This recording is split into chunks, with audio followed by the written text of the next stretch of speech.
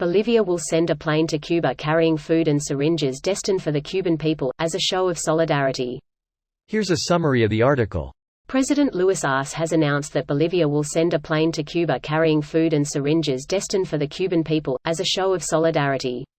The announcement was made during the act of tribute for National Rebellion Day, which commemorates the 68th anniversary of the assault on the Moncada and Carlos Manuel de Céspedes barracks, an event which marked a momentous milestone in the advance of the Cuban Revolution.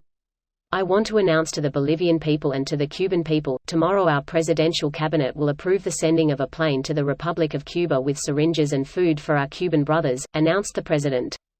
Although we are going through difficult economic and social moments after the coup d'état and the de facto government's terrible management, Cuba taught us that solidarity is not giving what we have left over but sharing what little or much we have, added the president. Cuban ambassador to Bolivia, Danilo Sanchez, thanked Bolivia for its solidarity and its condemnation of the U.S. blockade of the island. The Cuban ambassador to Bolivia, Danilo Sanchez, denounced that the island is the object of a media war by the U.S. government, which includes the promotion of terrorist actions such as the recent attack on the Cuban embassy in France using Molotov cocktails, all with the objective of achieving the propitious scenario for the intervention of the United States to the island. In an opportunistic way, the U.S. government has waged a bloody media war against the Cuban Revolution, relying on a campaign of lies, false news and the call for violence and hatred, all with encouragement and financial and media resources from the U.S. government and especially from the reactionary anti-Cuban groups settled in Florida, he said. This post received a score of 26,000, with an upvote ratio of 92%. Here are the top comments in response to this article. Cuba has been in solidarity with other nations in Latin America and the Caribbean, and in turn those countries for the most part have a very positive opinion of Cuba. The CARICOM, the group of Caribbean nations, issues a resolution condemning the Cuban embargo. Not only that, but in the context of Bolivia, Cuba itself has a history of sending doctors to Bolivia and assisting the Bolivian government under Evo Morales in cutting the poverty rate that existed, especially among its indigenous population, by more than half.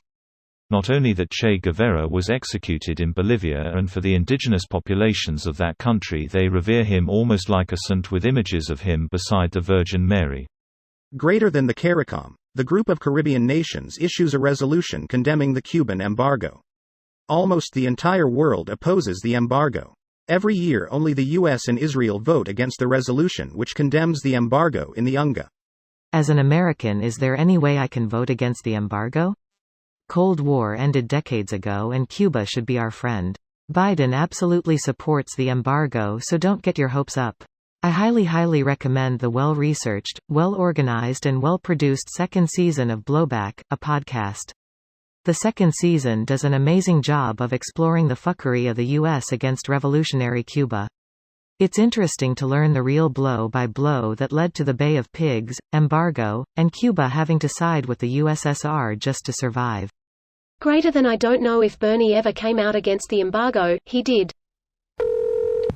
Why exactly is Biden stepping back from Obama's goal to normalize Cuban relations? Very disappointing. Florida could possibly become unwinnable for Biden if they did that. Obama only seriously approached the issue in 2014 at the end of his second term. It already is unwinnable for him. The Florida Democrat Party is a joke. Pandering to people who will never vote for you is the Democrat bread and butter for not doing anything of value. AFAIK. The DNC doesn't even bother with FL. I live in SWFL and there was only a last minute of Biden billboards and ads in my area the last week or so before Election Day.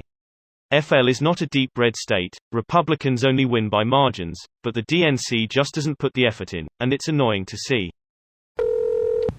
Good. Fuck the embargoes on Cuba. They're outdated and frankly stupid. People make fun of this argument now. It really shows how far we have to go before understanding what Cuba is the way it is. By we, I mean the idiots out there claiming US did nothing wrong and should invade. This video was automatically created by Reddit to speech.